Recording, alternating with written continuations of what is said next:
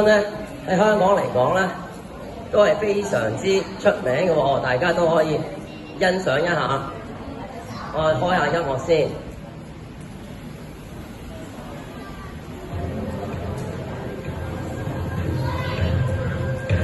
係啦。咁詠春係李小龍嘅一個啟蒙拳啦。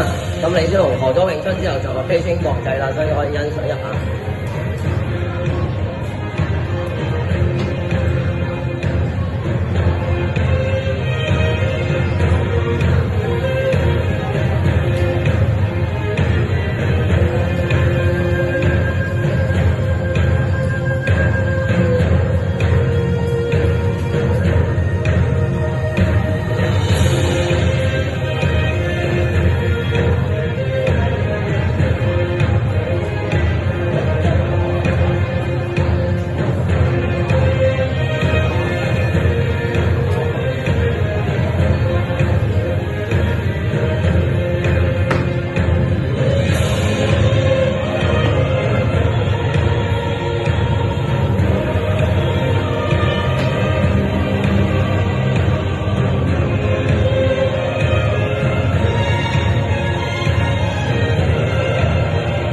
啲掌聲，我哋又可以啲同學員可以起身跟阿梁師傅一齊做一個詠春嘅練習，可以起身完。